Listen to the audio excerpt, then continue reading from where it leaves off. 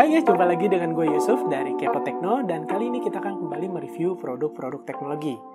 Dan yang produk kali ini gue akan review adalah prosesor lainnya terbaru dari Ryzen series, yaitu AMD Ryzen 5000 series. Prosesor ini memang cukup langka dan sulit didapatkan, terutama pada saat awal-awal launchingnya. Bahkan untuk unit reviewnya ini sendiri gue baru dapatkan yaitu di bulan Januari ini. Memang cukup memakan waktu yang cukup lama karena rilisnya sejak bulan November 2020 kemarin. Untuk Ryzen yang gue dapatkan kali ini adalah Ryzen 7 5800X, prosesor dengan 8 core 16 thread yang memiliki clocknya 3,8 GHz dan boost clocknya bisa mencapai 4,7 GHz. Dan memang untuk prosesor ini ditujukan untuk kalian yang ingin menggunakannya sebagai prosesor gaming. Untuk Ryzen 7 5800X ini sebenarnya sedikit membuat gue bingung. Karena memang harganya cukup lebih mahal dibandingkan prosesor generasi sebelumnya. Dimana untuk Ryzen 7 3800X sebelumnya hanya dibanderol dengan harga sekitar 4-5 juta. Dan untuk Ryzen 7 5800X ini ternyata dibanderol dengan harga sampai 8 juta ke atas. Tentunya itu memang perbedaan yang cukup signifikan. Dan itu bukan hanya terjadi di Indonesia karena memang di luar negeri sendiri untuk prosesor ini juga dibanderol dengan $100 lebih mahal dibandingkan prosesor yang sebelumnya. Tentunya dengan demikian prosesor 5800 ini harus menawarkan performa yang jauh lebih signifikan dibandingkan prosesor yang sebelumnya dong. Karena untuk perbedaan yang mencolok hanyalah dari core clock-nya sendiri. Dimana untuk 3800X hanya berjalan di 3,6 GHz dengan boostnya 4,4 GHz. Sehingga dengan demikian ada kenaikan sekitar 300 MHz. Dengan perbedaan hingga $100, tentunya prosesor ini menjadi pertanyaan apakah memang kita harus beli prosesor ini atau kita beli saja generasi yang sebelumnya. Namun tentunya untuk fairnya kita harus memberikan uji coba untuk prosesor ini terlebih dahulu. Sayangnya saat ini di studio gue tidak ada prosesor pembandingnya yaitu Ryzen 7 3800X. Jadi untuk saat ini gue hanya mereview untuk Ryzen 5800X dan beberapa performa benchmark yang gue dapatkan di internet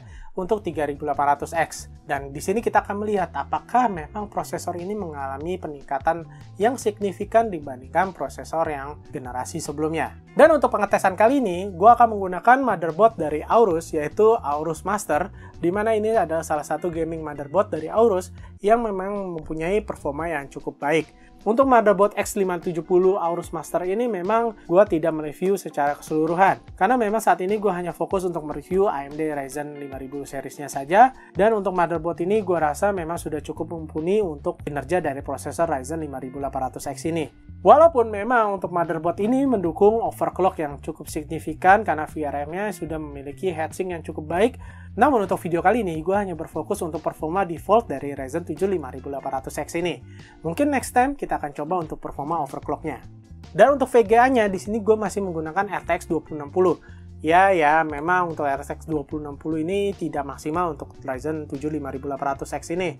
Karena memang untuk RTX 2060 ini hanya terbatas dengan resolusi 1080p untuk mendapatkan performa gaming yang cukup baik. Sedangkan untuk Ryzen 7 5800X, gue rasa baru bisa mendapatkan performa maksimalnya pada saat kalian bermain game di resolusi 4K. Ya, mudah-mudahan aja dalam waktu dekat ini kita bisa mendapatkan kartu grafis dengan RTX 3060 ke atas untuk kita review juga di studio kita kali ini. Dengan demikian untuk review kali ini gue hanya batasi untuk performa dari prosesor ini dan tentunya thermal dari pada saat penggunaan standar seperti bermain game ataupun saat melakukan rendering video ataupun 3D. Untuk Ryzen 7 5800X ini pada saat gue tes di Cinebench mendapatkan skor yang cukup tinggi sekitar 14 ribuan. Dimana untuk skor itu memang ada peningkatan dari Ryzen 7 3800X sebelumnya. Dan gue rasa itu karena memang single clock-nya yang lebih tinggi. Namun di sini saat gue lihat untuk performa dari prosesor ini, pada saat berjalan semua core-nya, dia hanya berjalan sekitar 4,5 GHz.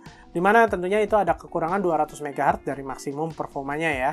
Sehingga untuk boost clock 4,7 GHz, kalian hanya bisa dapatkan di single core-nya saja. Mungkin itu juga karena terpengaruh dari pendingin yang gue gunakan. Karena di sini memang gue masih menggunakan Gamax 300. Dimana pada saat idle, Ryzen 7 5800X ini berjalan di 45 derajat Celcius. Dan pada saat full load-nya, di sini bisa mencapai 90 derajat Celcius. Tapi tenang saja, karena pada saat gue melakukan pengetesan untuk gaming, prosesor ini memang tidak berjalan 100% pada saat resolusi di 1080p.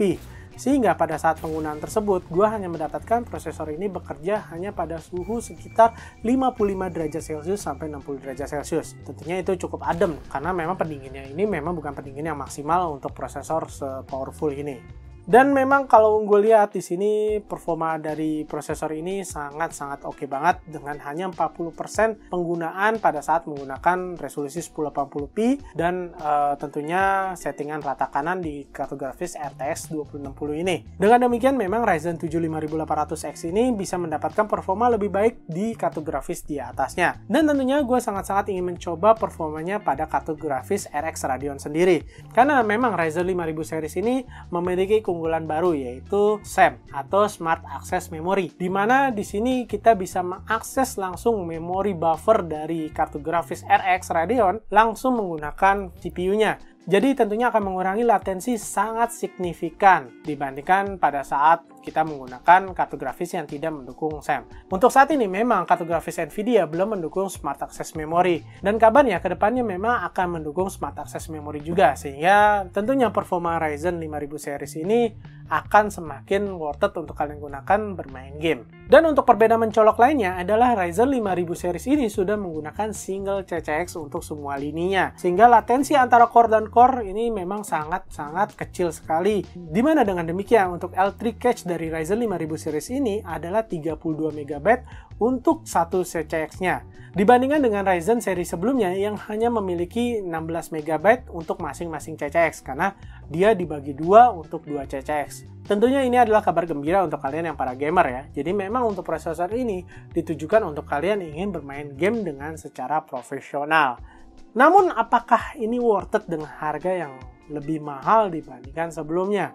Kalau menurut gue sendiri, untuk kalian yang baru ingin membangun PC, untuk prosesor Ryzen 5000 series ini tentunya cukup worth it kali untuk kalian pilih. Terutama kalau kalian mendapatkan dengan harga normal, bukan harga yang cukup tinggi ya. Dimana untuk performa yang didapatkan tentunya ada peningkatan yang cukup signifikan, dan juga kalian akan mendapatkan fitur-fitur terbaru dari AMD Ryzen, yaitu Smart Access Memory dan juga Single CCX. Namun untuk kalian yang gamer on the budget, gue rasa kalian masih bisa membeli prosesor dengan generasi sebelumnya. Karena prosesor Ryzen 3000 series sendiri masih cukup memukau bagi gua untuk performanya, dan kalau untuk sekadar gaming gua rasa itu prosesor juga cukup dengan harga yang cukup miring dibandingkan prosesor 5000 series. So tentunya keputusan ada di tangan kalian sendiri. Apakah kalian akan membeli prosesor Ryzen 5000 series dengan harga yang cukup lebih tinggi namun peningkatan performanya memang sangat signifikan, atau kalian ingin bertahan dengan prosesor Ryzen 3000 series? Sekian dulu untuk review kami kali ini, semoga berkenan dan bisa membantu kalian dalam memilih prosesor terbaru untuk PC gaming kalian. Sampai jumpa lagi di video berikutnya, dan jangan lupa untuk bantu kami dengan klik like apabila kalian suka, dan jangan lupa share juga video kami di media sosial kalian, dan apabila ada pertanyaan-pertanyaan lebih lanjut bisa diajukan di kolom komentar. Sampai jumpa lagi di video berikutnya, and peace out!